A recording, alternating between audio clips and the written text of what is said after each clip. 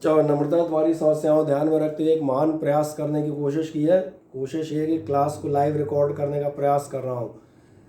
Class खत्म होने के बाद ये लाइव रिकॉर्डिंग जो है क्लास की आपको भेज देंगे। तो प्रयास अगर आज सफल रहा तो फिर कल से आपको सुविधा उपलब्ध हो जाएगी। ठीक है। आपके लिए जो हम बात कर रहे थे, आपके लिए क्या स्टार्ट करना था, तो आपके लिए स्टार्ट करने का मैंने कहा था बाकी जो चैप्टर है मैंने कहा था वो आपके जिनके छूटे हैं वो अपना जो है उसमें आप कवर अप कीजिएगा। किसमें? मॉर्निंग बैचेस में। और मॉर्निंग बैचेस में जब मैं कवरेज करने आ रहा हूँ तो एक और चीज़ बताऊँ, ये कौन कौन थे? नेहा और एक आस्था और एक श्वेता, तुम और एक 3-4 लोग थे आप लोग जिनका सुबह का बैच हम बता दें 9 o'clock वाला क्लैश कर रहा था। ठीक है ना। तो एक काम करेंगे, क्लास अपनी जो मॉर्निंग वाली है कल उसका डिस्कशन कर रहे थे वो मैं 9 o'clock ही रखूँगा। बाकी आप तीनों का इंतजाम मैं अलग से किए देता हूँ, तो आपको चिंता करने की जरूरत नहीं है। वो अपन बैच के बाद बात कर लेंगे। मेन क्लास बाकी सारे लोग की 9 बजे रहने दीजिए, आपके एक्स्ट्रा अलग से कर देंगे। ठीक है ना। आपके लिए मेरे पास एक अलग प्लान है। चले बाकी लोग ठीक है। अब आपका घबराइए नहीं कि आपको लगे 9 बजे क्लास है, टाइम चेंज हुआ क्या हुआ, कुछ ना कुछ आपका इंतजाम कर देंगे। ठीक है। चले मैं बाकी लोगों के लिए स्टार्ट अप करता हूँ। So now we are going to start the topic of the current electricity. आपको याद आएगा इससे पहले हम जो टॉपिक लिए हुए थे वो आपका क्या था? that was the static electricity. Static electricity means in which the charge was at a position of rest.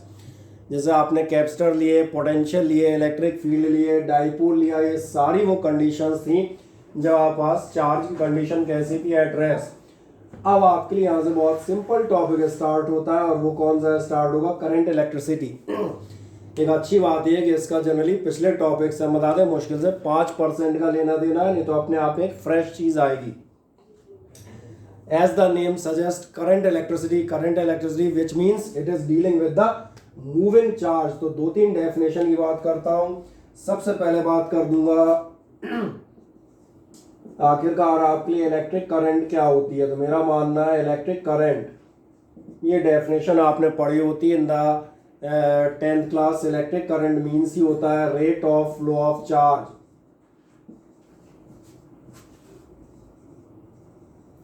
Through a point through a conductor, और rate of flow of charge आप कहते हैं। तो ऑल्टरनेटिव आपके लिए पास डेफिनेशन आती है charge flowing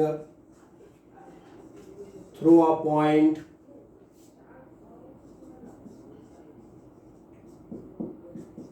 per unit time.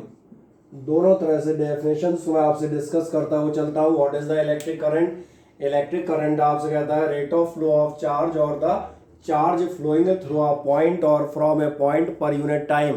Charge flow का कंसेप्ट कहाँ से शुरू होता है? वो जहाँ हमने पिछले चैप्टर में आपको याद होगा हम लोग एक चीज एंड करते थे, when two charge conductors at different potentials, या when the 2 points at different potentials are connected together, then the charge flows from the point at higher level towards the point at higher level। तो वहां से इतना concept हमें समझ में आया था। इलेक्ट्रोस्टैटिक्स हमें समझाने में कामयाब है कि द चार्ज में बी ट्रांसफर्ड, चार्ज को आप ट्रांसफर कर सकते हैं from one point to the other point, from one conductor to the other conductor. और जब आप ये काम कर रहे हैं तो अब कितना चार्ज आप ट्रांसफर कर रहे हैं, कितने टाइम में ट्रांसफर कर रहे हैं, that particular thing is called electric current. That's why I have taken electric current is the rate of flow of charge, or we can say the charge flowing through a point per unit time। अब next thing, in case आप definition उठाते हैं charge flowing through a point per unit time, so the formula is quite simple. It is from the 10th, I is equals to Q upon T। But in case अगर आप इस definition को हल्का सा अपने level पे लाते हैं, और अपना लेवल मतलब the rate of flow of charge, so for the rate of flow of charge I am using the calculus symbol, जो आपको मालूम है अब क्या लिया जाएगा, I is equals to d q over d t. बड़ा थोड़ा सा ध्यान देते रहे दोनों का चल रहा है कि नहीं, है ना। I is equals to d q over d t. D q over d t आपका क्या क्या कहलाएगा? Time rate of flow of charge, or in the language of differential of 11 you can say that the electric current is equal to the rate of flow of charge with respect to the time. क्या ये clear होता है? Further दो छोटी छोटी बातें आती हैं। यूनिट, यूनिट आपको मालूम है electric current falls under the category of the fundamental quantities. Amisha, okay sir, ठीक है। और कोई किसी का मैसेज? नहीं। हम बात कर रहे थे, मैंने कहा यूनिट पे आप जाएंगे तो आपको मालूम है इलेक्ट्रिक करंट जो आपकी आती है that is under the category of the fundamental quantities. In 11th you have studied 7 fundamental quantities: length, mass, time, electric current, temperature, amount of substance और luminous intensity. So the unit of current in SI system, it is well known, it is ampere, and the dimensional symbol, the dimensional formula is A stands for the ampere। अब जब आपको electric current का concept समझ में आता है तो दूसरी बात करते हैं नेक्स्ट। छोटी छोटी कुछ आप आज से सिर्फ हम केवल फंडामेंटल चीज़ें डिस्कस करते हुए जाएंगे। इलेक्ट्रिक करंट आपको समझ में आ गया, डायरेक्शन का होगा from higher potential to lower potential. अब अगली चीज पे जाएंगे। Electric current is a scalar quantity, और स्केलर क्वांटिटी का मीनिंग आप बताऊंगा। Scalar means it does not have a particular mathematical direction. यहाँ पर कभी कभार एक कंफ्यूजन होगा क्योंकि मैंने यहाँ लिखा है स्केलर क्वांटिटी और अब मैं लिखता हूँ डायरेक्शन। अब आप कहेंगे ये क्या कर रहे हैं, हमने तो पढ़ा था वेक्टर्स में डायरेक्शन होता है, तो स्केलर क्वांटिटी में डायरेक्शन लिख रहे हैं। एक्चुअली आपने ध्यान नहीं दिया। आवाज नहीं आ रही है। अरे आवाज किसको नहीं आ रही? आवाज नहीं आ रही क्या किसी को? सर आ रही है। देखो जरा चेक करके, आवाज सभी को आ रही है? इसको कट कर दो। यस सर आ रही है। आ रही है? थोड़ा सा बेटा मत हो सकता है आकांक्षा तुम्हें नहीं आ रही थी क्या? आने लगी? क्लियर हो गई। ठीक है, ठीक है। कभी कभार नेटवर्क थोड़ा बहुत प्रॉब्लम देता है तो एक आध 2 सेकंड को तो कई कभार हो तो दिक्कत है। उसी के लिए हमने कहा एक लाइव रिकॉर्डिंग आप ही कर रहे हैं और पॉसिबली इसको मैं अभी रात में आपकी क्लास होने बाद एक आधे घंटे में अपलोड भी हो जाएगा, तो आधे पौन घंटे बाद आपको दिखने भी लगेगी। ठीक है ना? हाँ, हम जो बात कर रहे थे, मैंने कहा स्केलर क्वांटिटी की बात कर रहे थे, डायरेक्शन की बात कर रहे थे। ये सबसे अजीब चीज हमने ली। I am saying that the current is a scalar quantity but I am saying I am going for the direction. So how is it possible? ये ऐसे पॉसिबल है कि अरे अपना माइक म्यूट करें बेटा। किसका माइक ओपन है? तनुष्का, तनुष्का माइक म्यूट कर लो बेटा। ठीक है, जो हम बात कर रहे थे, मैंने कहा स्केलर क्वांटिटी डायरेक्शन ऐसे। एक सिंपल सा एग्जांपल लेते हैं। मान के चले मैं किसी भी शहर की तरफ जा रहा हूँ। फॉर एग्जांपल मैं अपनी कार उठाता हूँ और कहाँ चलें, तो ग्वालियर वालों के लिए तो तीर्थ स्थल कहाँ होगा? भिंड होता है। तो मान के चले अपन ग्वालियर वाले जो भिंड की तरफ जाते हैं, है ना? तो अगर भिंड की तरफ जा रहे हैं तो फिर आदमी क्या बताएगा? In which direction you are moving? So the car is moving in a direction of Bhind. अब मेरा सवाल है, मैं भिंड के डायरेक्शन में जा रहा हूँ, ये स्केलर है या फिर वेक्टर? तो मैं आपको जवाब देता हूँ इट इज़ अ स्केलर, क्योंकि आप डायरेक्शन ऑफ भिंड में जा रहे हैं, सही है। बट वेक्टर किन्हें कहते थे? Which have a particular specific direction. याद ध्यान देखें, जब आप भिंड की तरफ जा रहे हैं so you are moving on a road, that means we have not a particular specific mathematical direction. वो डायरेक्शन तो केवल एक ग्रामेटिकल या लैंग्वेज में नाम के लिए दिया गया है। इसलिए मैंने कहा करंट इज अ स्केलर, क्योंकि अगर करंट आप मान चलें आपके कमरे के वायर्स में करंट फ्लो हो रही है, आपके कमरे में जो वायरिंग है वो वॉल्स के सहारे, आपने ध्यान दिया, दीवारों के साथ साथ वायरिंग ऐसी जाएगी। So this current has not a particular mathematical direction. Sometimes it is flowing along the length, along the x axis, and sometimes it is flowing along the breadth, that means the y axis of the room।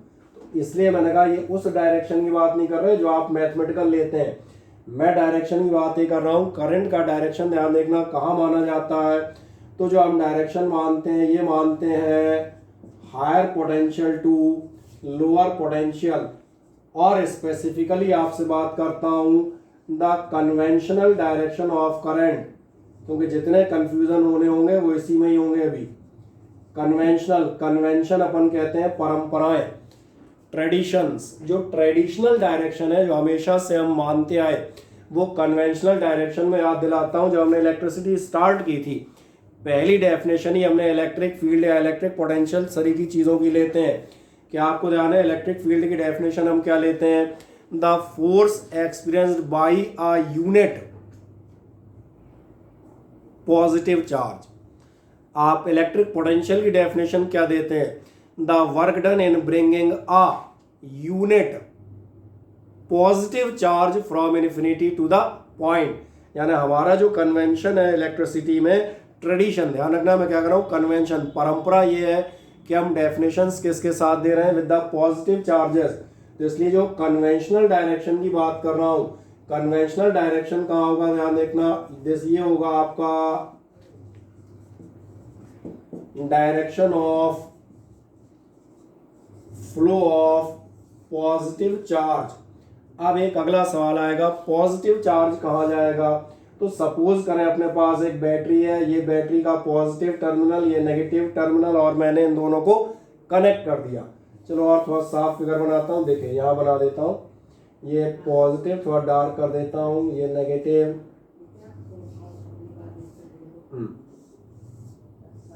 लिख भी देता हूँ, it is the positive terminal and it is the negative terminal.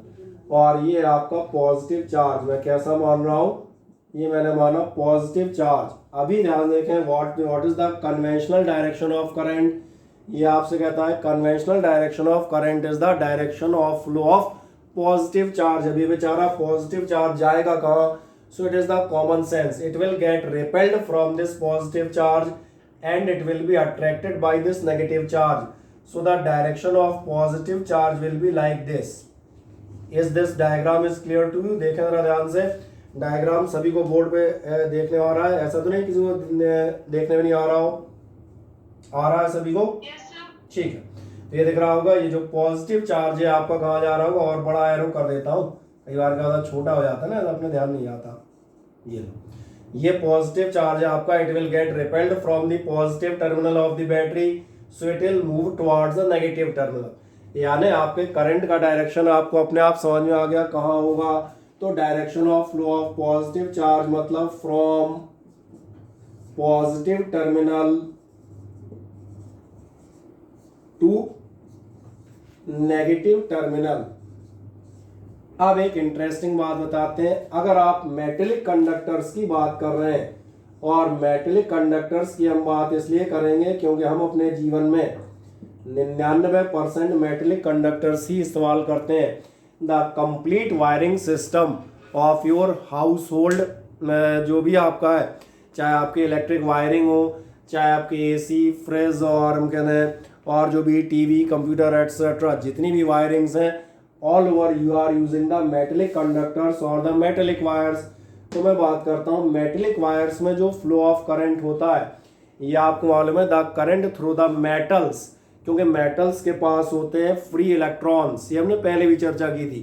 तो the flow of these electrons constitute the electric current, वहाँ flow of electron से बनती है। अच्छा, एक महान बात है, इलेक्ट्रॉन नेगेटिव चार्ज होता है। इसका मतलब क्या हो जाएगा? इसका मतलब अपन यहाँ पर लेते हैं, अगर आप बात कर रहे हैं, कहाँ लूँ, यहाँ ले लूँ, अगर आप बात करते हैं एक इलेक्ट्रॉन की, और इलेक्ट्रॉन कैसा होता है? नेगेटिव। तो एक मज़ेदार बात है, आप कह रहे थे current is flowing like this, the direction of current is from positive to negative terminal, that is the conventional direction, यानी कि पारंपरिक डायरेक्शन, दिशा, ट्रेडिशनल। लेकिन इलेक्ट्रॉन के डायरेक्शन का फ्लो ध्यान देखो कहाँ होगा? Electron will get repelled from this negative terminal and at the same time it is attracted from the positive one. तो जो इलेक्ट्रॉन है इसका डायरेक्शन ऑफ फ्लो कहाँ आएगा? वो आएगा ये। और इसीलिए आप देखेगा जो मेटेलिक कंडक्टर्स में है, मेटेलिक कंडक्टर्स में आप बताते हैं current is due to free electrons, और फ्री इलेक्ट्रॉन्स में ये याद रखेंगे direction of electron is opposite to conventional, अब डायरेक्शन लिखने की जगह नहीं है तो DIR लिख देते हैं, ठीक है। अब कोई ये मत कहना DIR क्या होता है, डर, ये हो गया डायरेक्शन। यानी हमने क्या बात की कि जो आपका मेटेलिक कंडक्टर्स हैं, in case of the metallic conductors the flow of current takes place due to the flow of free electrons and the free electrons are repelled from the negative terminal and move towards the positive. That means the electrons are moving in a direction opposite to the conventional direction of current. ये चीज़ें अपने को किसी numerical में या particularly जो आप semi conductors पढ़ते हैं उस समय ध्यान देखना, मॉडर्न फिजिक्स में जब हम चलेंगे तब ये जो चीज़ है, ये direction of current of positive ions और positive charges and the direction of flow of the negative charges और इलेक्ट्रॉन्स, वहाँ पर इस कंसेप्ट की हमें कई बार ज़रूरत पड़ेगी। तो एज आई होप ये आपको समझ में आता है। तो दो बातें समझ में आ गई, what is the definition for the electric current and what is the its direction. Now the third thing, आखिरकार आपकी करंट अलग अलग जगह कहाँ से प्रोड्यूस होती है। तो फिर एक टॉपिक अपने पास बहुत छोटा सा आता है और ये आता है चार्ज कैरियर्स। चार्ज कैरियर्स हम इसलिए डिस्कस करते हैं क्योंकि हमने जब चार्ज की प्रॉपर्टी पढ़ी थी, at that time we have studied that the charge is associated with mass always. Charge is associated with mass always का मीनिंग है, बैटरी है कि गई है तो टाइम होता है पहले पर आता है। चार्ज कैरियर्स का कंसेप्ट बताता है कि the charge is associated with mass always. Charge हमेशा पार्टिकल्स के साथ कैरी होगा। ऐसे कौन से पार्टिकल्स हैं जो आपका करंट फ्लो में, फ्लो ऑफ करंट में चार्ज कैरी करते हुए जाएंगे। तो कौन कौन से पार्टिकल्स होते हैं वो कहलाते हैं charge carriers. It is clear from the name. Now the next thing, किस टाइप के आप चार्ज कैरियर इस्तेमाल करते हैं। तो बहुत सिंपल, जो अभी हम यहाँ बता रहे थे, इसी से आपको एक चार्ज कैरियर तो मिल ही गया था।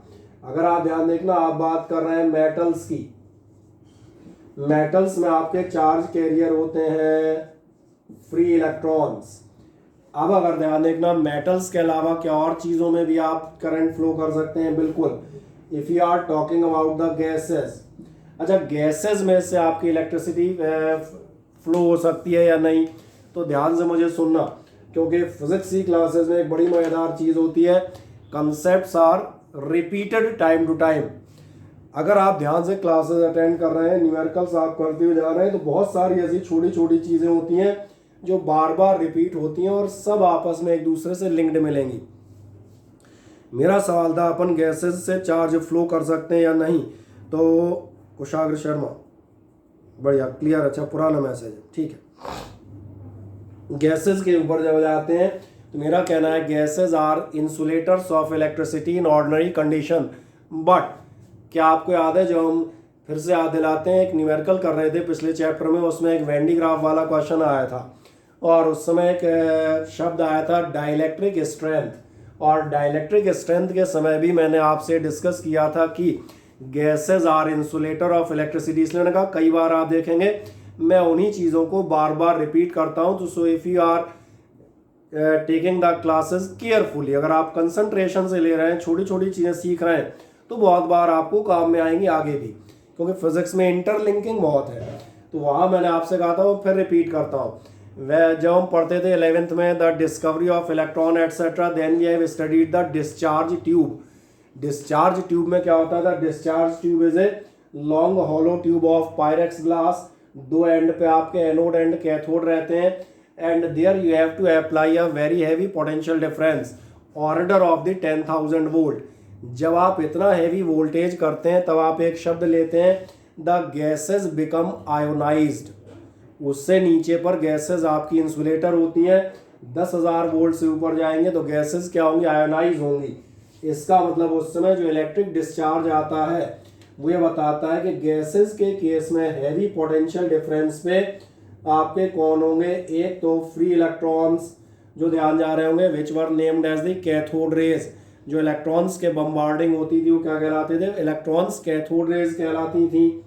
और पॉजिटिव आयंस को आप कहते थे पॉजिटिव रेज या कैनाल रेज। इसलिए मैंने कहा प्लस आपके positive ions of the gases, ये आपके गैसेस में काम करेंगे। अच्छा, मान के चलें आप जाते हैं इलेक्ट्रोलाइट, अच्छा, अभी इलेक्ट्रोलाइट का मीनिंग किसी को मालूम है क्या भाई? कोई ऐसा आदमी जैसे इलेक्ट्रोलाइट का मीनिंग मालूम हो? अरे इलेक्ट्रोलाइट माने किसी को नहीं मालूम? इलेक्ट्रोलाइट का मीनिंग सिंपल होता है। आयंस में टूट जाते हैं क्या? वाटर में। बिल्कुल बिल्कुल सही कह रहे हैं आप। मुझे लगा लोग बताएंगे सर जब अपन इलेक्ट्रिसिटी से लाइट बनाते हैं दैट इज कॉल्ड इलेक्ट्रोलाइट। नहीं, इलेक्ट्रोलाइट आप सही कह रहे थे, जो आयंस टूट जाते हैं, ये आपकी बात बिल्कुल सही है। बाकी क्या बेचारे पता नहीं किस विचार में बैठे थे।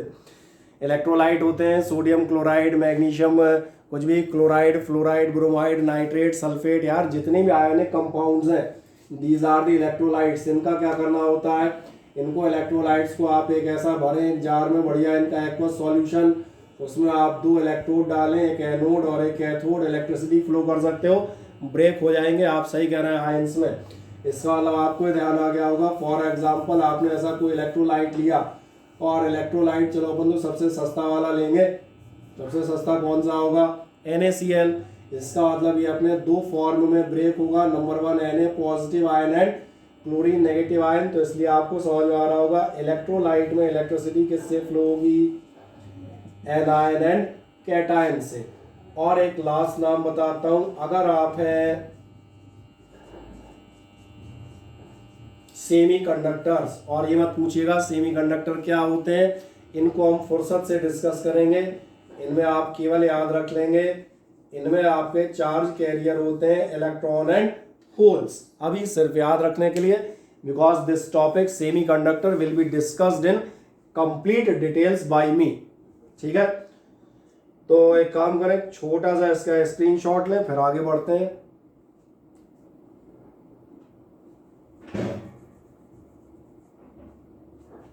हो गया?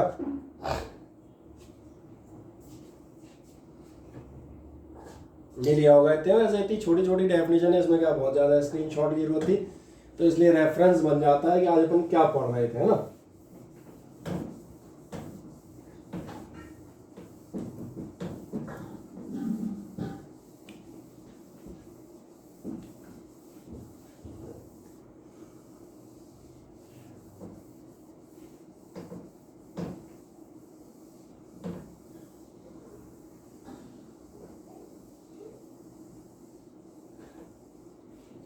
चलो 3 सिंपल सी बातें हम लोगों ने डिस्कस की। नंबर 1 इलेक्ट्रिक करंट क्या है, what is the unit dimension, and सबसे खास बात direct what is the direction of current, and finally direction of current के बाद हमने डिस्कस किया कि आखिरकार आपकी करंट किन से पास होगी, यानी what are the charge carriers, that means what are the particles which में कॉन्स्टिट्यूट द इलेक्ट्रिक करंट। तो समझ में आ गए, फ्री इलेक्ट्रॉन, गैसियस आयंस, और in case of electrolytes these are the ionic, जो भी आपके आयंस हैं, सोडियम या क्लोरीन या लाइकवाइज आयंस। अब करंट की, इसी करंट की चर्चा करते हैं एक और छोटे से लेवल पे। ध्यान देखें, I is equals to q upon t, आपने फॉर्मूला पढ़ लिया through a conductor. In case of a simple wire आपका I कितना होगा? Q upon t, that means the charge flowing per unit time. Differentiation लेंगे तो d q upon d t. अब अगली चीज पे बढ़ते हैं। इसके बाद इन केस आप सपोज करें कि आपके पास ये है एन एटम, और एटम अगर है तो बीच में न्यूक्लियस होगा और चारों तरफ ये इलेक्ट्रॉन मौजूद होगा। और अगर ध्यान देखें, if this electron is revolving, आवाज आ रही है ना? ठीक, if this electron is revolving around the nucleus, क्या आपका ध्यान जाता है? It is a moving electron. अब इस मूविंग इलेक्ट्रॉन के या इस मूविंग चार्ज के, ये भी आप ध्यान देखें, it is also constituting a current. चूंकि मूविंग इलेक्ट्रॉन है और मूविंग चार्ज है, तो कहीं ना कहीं ये भी इलेक्ट्रिक करंट हुई। तो आपको समझ में आएगा, कोई भी जो ऑर्बिट ऑफ एटम है, इस ऑर्बिट ऑफ एटम के लिए 9th में हम पढ़ते थे it is the orbit, 11th में आके हमें पता चला इट इज कॉल्ड शेल और एनर्जी लेवल। और अब बताता हूं, it is the current loop. नहीं दिख रहा? Current loop, because charge is moving, that means it is a very small current, it is a current circular current loop. अब एक सवाल आता है, ये जो इलेक्ट्रॉन घूम रहा है या कोई भी चार्ज घूम रहा है, इसकी करंट कितनी होगी? तो ध्यान देखें, हम बताते हैं for a charge moving on circular path, अगर आपका कोई चार्ज सर्कुलर पाथ पे मूव कर रहा है तो उस समय ध्यान से देखें जो आपकी करंट आएगी वो कितनी आएगी, आपको मालूम है I इज इक्वल्स टू होगा Q अपॉन टी। यार रखना, मैंने अगर इलेक्ट्रॉन लोगे तो इलेक्ट्रॉन रख देना, मैं एक जनरल चल रहा हूँ, कोई भी चार्ज अगर आप ले लें Q अपॉन टी। एक मजेदार बात आपको याद है, फॉर वन रिवॉल्यूशन, अगर हम जाए फॉर वन रिवॉल्यूशन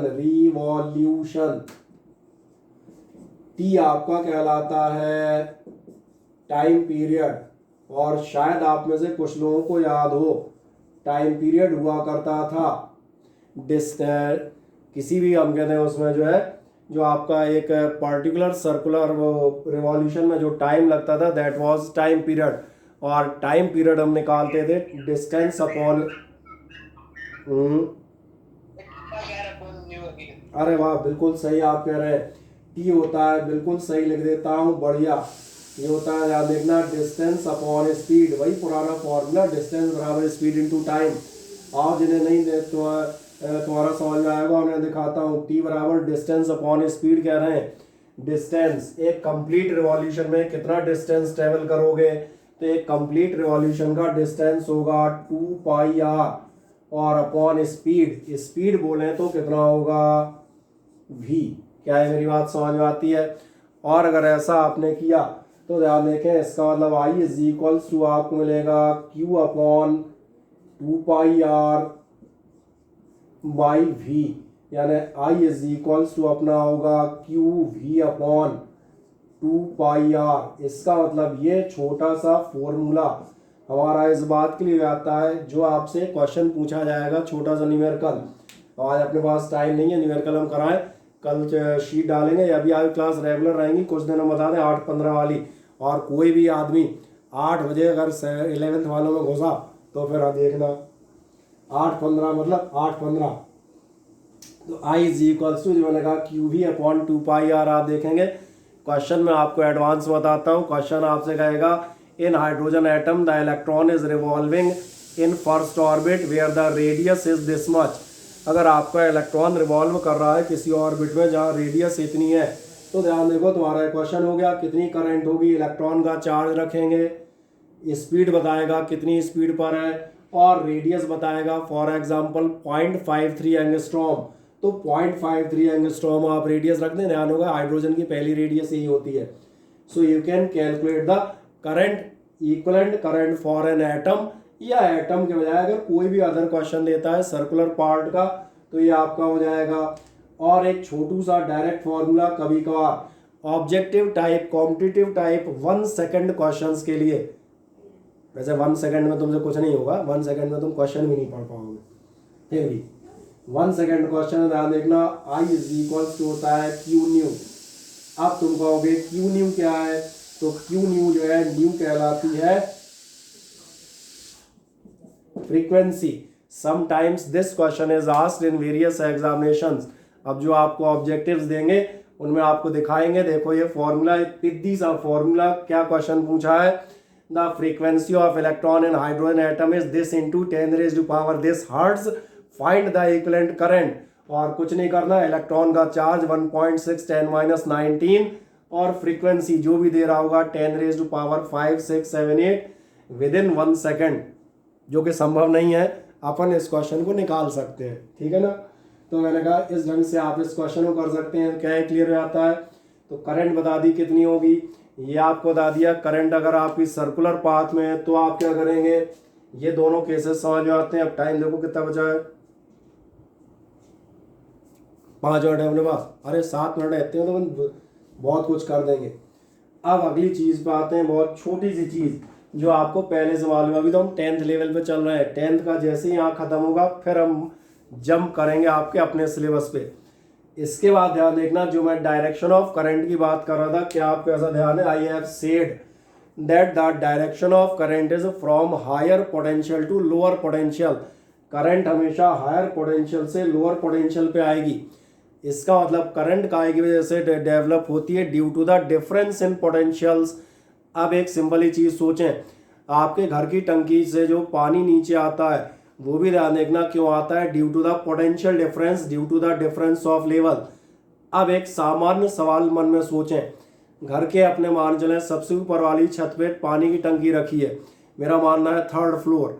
ये सोचें उससे जो नल लगा है उससे 3rd फ्लोर के टैंक से 2nd फ्लोर पे पानी सबसे तेज आएगा, 1st फ्लोर पे तेज आएगा या ग्राउंड फ्लोर पे ज़्यादा तेज आएगा, मुझे बताएं। On if a tank is placed, I am repeating the question, if a water tank is placed on the 3rd floor, where we get fastest flow of water in the pipe, 3rd floor, 2nd floor, 1st floor और ground floor? Sir ground floor. Ground floor क्यों? HOG की सही कह रहे हैं, बढ़िया। और अगर HOG भी नहीं लगाएं तो सिर्फ कॉमन सेंस लगाएं। आप ध्यान दिया ऊपर से नीचे आ रहा है, एक second, ground floor. Ground floor, बढ़िया। अमन शर्मा ने लिखा है ग्राउंड फ्लोर, बढ़िया।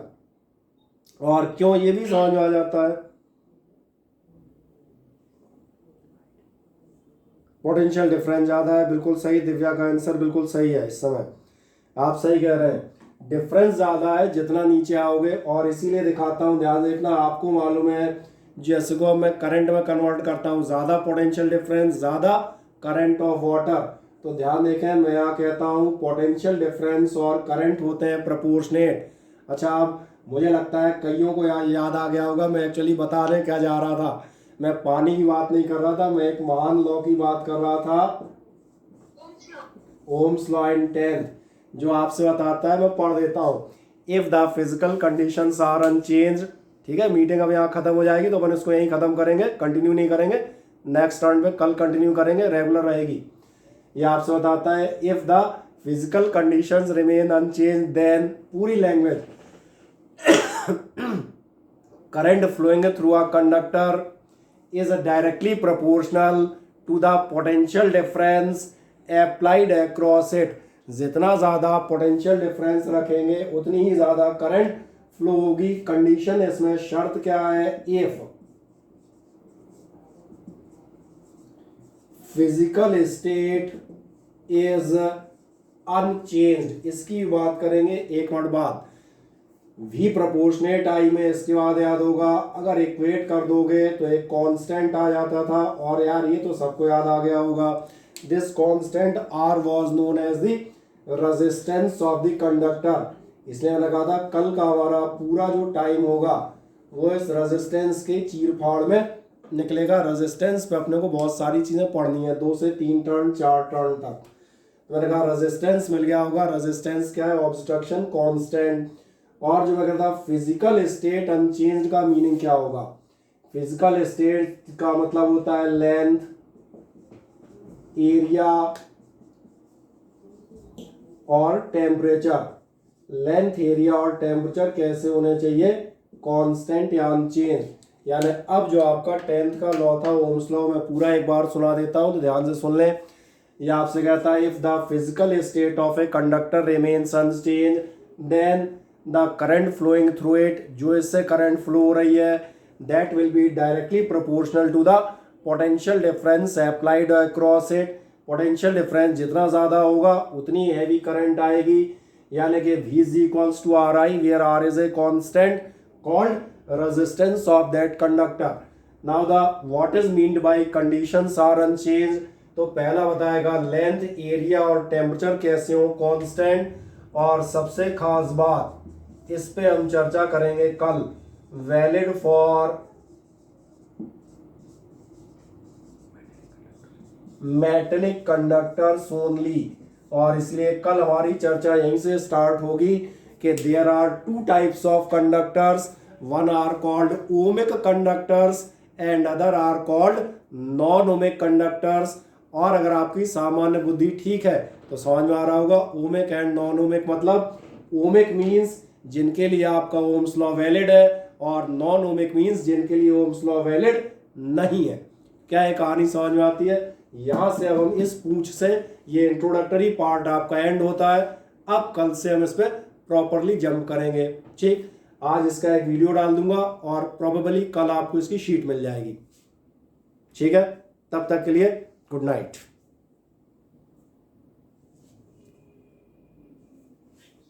Thank okay. Thank you sir. Thank you sir. आपको भी धन्यवाद। सर मैंने क्वेश्चन भेजा है, अभी आप उसको क्वेश्चन काय पे भेजा है? मीटिंग एंड हो गई क्या? उसको बेटा व्हाट्सएप पे भेज दो मेरे, अगर क्वेश्चन भेजा हो तो। Yes sir. ठीक है, फिर मैं व्हाट्सएप वाला क्वेश्चन अभी दिन देख ही ले रहा। आयुषी का क्या कहना है? Good night sir and thank you sir. Sir hmm sir कल सुबह 9 बजे क्लास होगा। सुबह 9 बजे वाली क्लास एज इट इज़ होगी। वो 3 लोगों का टाइम गड़बड़ है, मुझे मालूम है। नेहा और क्या नाम, आस्था और श्वेता। आप चिंता नहीं कीजिएगा, आपका इंतजाम मेरे पास है, डोंट वरी। ठीक है, आप टेंशन फ्री रहिए। आपसे मैं अभी या तो फ्री होकर बात कर लेता हूँ थोड़ी देर से, नहीं तो हम कल सुबह बात कर लेंगे। आप चिंता नहीं करना, बैच को अपनी जगह चलने दो, आपको मैं पढ़ा दूंगा। ठीक है ना, ऐसा इन शॉर्ट बता देते हैं। ठीक है।